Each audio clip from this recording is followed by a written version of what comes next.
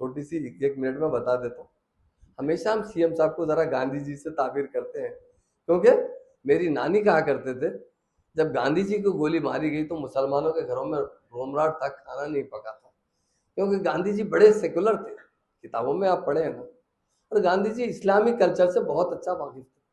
हिंदुस्तान आजाद होने से कुछ दिन पहले एक शख्स ने गांधी जी के पास आया, जर्नलिस्ट, और आजादी में सबसे ज्यादा अगर कटे हैं तो मुसलमान कटे। ये मैं नहीं कहता हूँ, गेटवे ऑफ इंडिया पे जो नामा हमने लिखे, हिंदुस्तान आजाद होने के बाद हमारे हिंदुस्तान की हुकूमत ने लिखी है, 80% नाम तो मुसलमानों के, उलमाओं के नाम।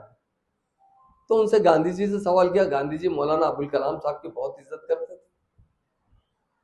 तो पूछा कि आप हिंदुस्तान कैसा देखना चाहते हैं। तो गांधी जी ने कहा, जवाब दिया, मैंने बहुत से हुक्मरानों के बारे में पढ़ा है, इस्लाम लिटरेचर के बारे में भी पढ़ा है। उमर फारूक रजी अल्लाह अन्हु के जमाने में जो इंसाफ हुआ करता था, जिस तरह की हुकूमत थी, उसी तरह की हुकूमत में हिंदुस्तान में देखना चाहता हूं। ये काम है। बाद में दूसरी बात कहते हुए कहा कि महात्मा गांधी के बाद हमारा तेलंगाना गांधी भी है, जो वो अच्छी तरीके से गांधी जी के रास्ते पर चलता है, लोगों को सेकुलरिज्म लाता है। अब एक मीडिया वाले ने बीच का एक बट को निकाल दिया। अब क्या करूं, बोले मैं फिर भी तो मुफ्ती साहब से बात किया। मैं अजय भाई के प्रेस कॉन्फ्रेंस में सारे हिंदुस्तान के, मेरे स्टेट नहीं कि उसने सारे हिंदुस्तान के मुसलमानों से इस गलत फहमी के लिए मैं खुद माफी चाह रहा हूँ, क्योंकि माफी चाहना ही अल्लाह ताला को पसंद है। और उधर से एक बात पूछता हूँ, हमारे मुफ्ती हजरात है, हमारे मुफ्ती हजरात के चप्पल के धूल के बराबर भी हम नहीं है, कसम से कहता हूँ। तो खुलफाए राशिदीन के मुकाबले में किसी कर सकते सर? सारी दुनिया के सर काट के रख देंगे, उनके खत्मों में तो कम है। अब एक शख्स ने, इलेक्शन का टाइम है, जो दूसरी पार्टी को सपोर्ट कर रहा है, और क्या करा, उसमें से कटिंग करके, क्योंकि हमारे सीएम साहब के बारे में कुछ गलत फहमी डालने के लिए कुछ, और असद साहब के बारे में डालने के लिए एक वीडियो डाल दिए थे वो साहब। तो मेरे बेटे ने सख्ती से कहा, और एक बात मैं बोलना भी चाहता हूँ हमारे उलमा से, हमारी गर्दन भी कट जाएगी तो हम बीजेपी में नहीं मिलेंगे। ये कांग्रेस वाले रूमर्स फैला रहे, क्यों मिलेंगे बताइए? मोदी साहब आके कहते हैं नहीं बोलना चाहिए, जगह है क्योंकि सियासी नहीं है, कि केसीआर साहब मेरे से पूछ रहे हैं कि केटीआर को चीफ मिनिस्टर बनाएंगे।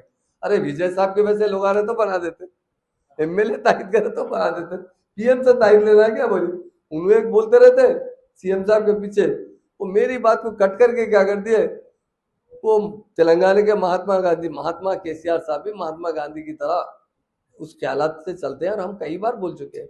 वो बात तो काट दिया, काट देके उसको लगा दिए, तो उसमें लोगों में थोड़ी सी गलतफहमी है। फिर भी किसी को भी जर्रा दिल में इतना बाल बराबर भी किसी को मेरी गुफ्तगू से, ही अगर कोई आदमी उलटपट करने से भी तकलीफ हुई तो मैं उससे माफी चाहता हूँ। मैं आपका खादिम हूँ और आपके कदमों के पास रहने वाला हूँ। आपके दुआओं से, आपकी वजह से ही मुझे डिप्टी चीफ मिनिस्टर मिला है, आपकी वजह से ही मुझे होम मिनिस्टर मिला है। मुफ्ती साहब भी थोड़ा जानते हैं मुझे, मैं हलाल रोजी खाता हूँ, मैं टोटल, आप पूछिए अजय भाई से पूछिए, मैं हमारे उलमाओं का इतना एहतराम करता हूँ, हमारे उलमाओं की इज्जत के लिए मेरी गर्दन काट कर उनके खदमों में रख सकता हूँ। मैं इतनी बड़ी बदतमीजी किस तरह कर सकता हूँ, किधर के आगे किससे मिला सकता हूँ? मगर वो शख्स हमारे मुखालिफ था, जिस शख्स ने उनके टीवी के हद में बात कट किया हो।